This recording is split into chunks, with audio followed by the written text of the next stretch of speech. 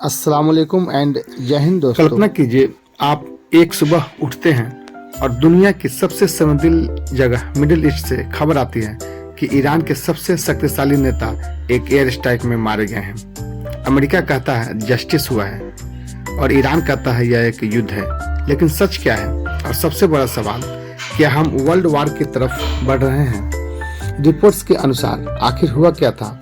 America और Israel ने Iran के मिलिट्री टारगेट्स पर कोऑर्डिनेट्स स्ट्राइक्स, एयर स्ट्राइक्स किए थे।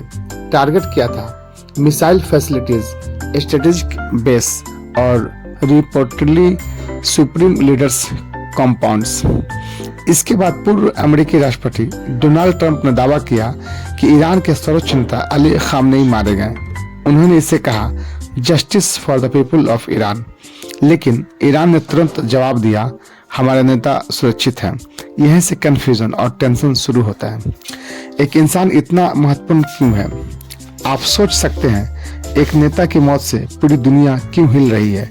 क्योंकि ईरान का पॉलिटिकल सिस्टम अलग है। वहाँ प्रेसिडेंट सबसे पावरफुल नहीं होता। असल शक्ति सुप्रीम लीडर के पास होती है। सेना पर नियंत्रण, न्यूक्लियर पॉलिसी, फॉरेन स्ट्रेटजी, धार्मिक अथॉरिटी, यानी एक व्यक्ति और पूरा सिस्टम। फिजिक्स में इसे कहते हैं सिंगल पॉइंट स्टेबिलिटी। अगर वह हट जाए सिस्टम अनस्टेबल हो जाता है। जवाबी हमला। एयर स्ट्राइक्स के बाद ईरान ने गल्फ रीजन में मिसाइल अटैक्स शुरू किए। Targets US allies, military bases, Israel के शहर। यह एग्जैक्टली वही पैटर्न है जिसे इंटरनेशनल रिलेशंस में कहते हैं एस्केलेशन स्पाइरल। यह न्यूक्लियर चेन रिएक्शन जैसा है। अब एक बार शुरू हुआ तो रोकना मुश्किल है। मॉडर्न वॉर का क्या मतलब है? आज का युद्ध सैनिकों से कम, एल्गोरिथम से ज्यादा लड़ा जाता है। सैटेलाइट इंटेलिजेंस का यूज हो रहा है। एआई सैटेलाइट से हिट सिग्नेचर डिटेक्ट करते हैं। प्रीसियस मिशन है, जीपीएस और साथ ही साथ AI guidance, metre level trending है। ड्रोन स्वार्म्स है, छोटे ड्रोन्स मिलकर डिफेंस सिस्टम कंफ्यूज करते हैं। यानी अब युद्ध बैटलफील्ड पर नहीं, डाटा सर्वर्स में भी शामिल होता है। ईरान ने दुनिया के सबसे इम्पोर्टेंट ऑयल रूट को बंद करने की धमकी दी। यह छोटा सा समुद्री रास्ता दुनिया के लगभग 20% तेल को ट्रांसपोर्ट करता है। सप्लाई, प्राइस और इन्फ्लेशन अगर रोक दिया जाए तो दुनिया का मार्केट उथल पुथल हो सकता है। इसका मतलब दिल्ली, पटना, मुंबई में भी पेट्रोल महंगा हो सकता है। हाँ, मिडिल ईस्ट वार का असर आपके पॉकेट पर भी पड़ेगा। अमेरिका की क्या स्ट्रेटजी है? यूएस का दावा है ग्राउंड वार नहीं, regime change indirectly, missile capability खत्म करना।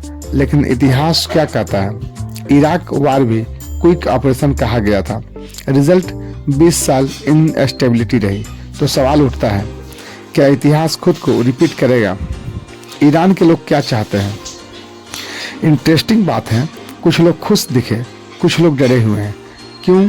क्योंकि अथॉरिटेरियन सिस्टम में लोग साइमल्टेनियसली सरकार से नाराज भी होते हैं और बाहरी अटैक से डरते भी हैं।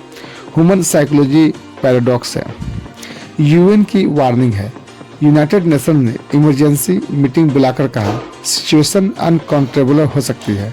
मतलब यह सिर्फ रीजनल कॉन्फ्लिक्ट नहीं रह सकता। बिगर प्राइज यानी रियल क्वेश्चंस क्या है?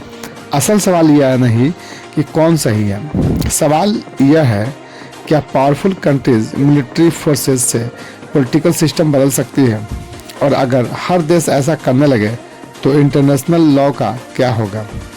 तो इससे एक बात तो जाहिर है, कंक्लूजन हम दे सकते हैं कि आज की दुनिया में युद्ध सिर्फ मिसाइल से नहीं होते। इंफॉर्मेशन टेक्नोलॉजी, इकोनॉमी, साइकोलॉजी, इन सब को मिलाकर वार का शुरुआत होता है। सब वेपन्स बन चुके हैं और शायद सबसे खतरनाक चीज एक मिसाइल नहीं बल्कि एक गलत कैलकुलेशन है। अगर कैलकुलेशन गलत हुआ तो हम स्टेप गलत लेंगे और पूरी दुनिया मौत के मुहाने पर खड़ी हो जाएगी। आउटरो हम यह दे सकते हैं, हिस्ट्री में हमें एक चीज सिखाया जाता है, युद्ध शुरू करना आसान है लेकिन खत्म करना सबसे मुश्किल। अब सवाल आपसे, क्या दुनिया डिप्लोमेसी चुनेगी या डिस्ट्रक्शन, तबाही और बर्बादी चुनेगी। अगर फना होना है तो उसके लिए वक्त नहीं लगता,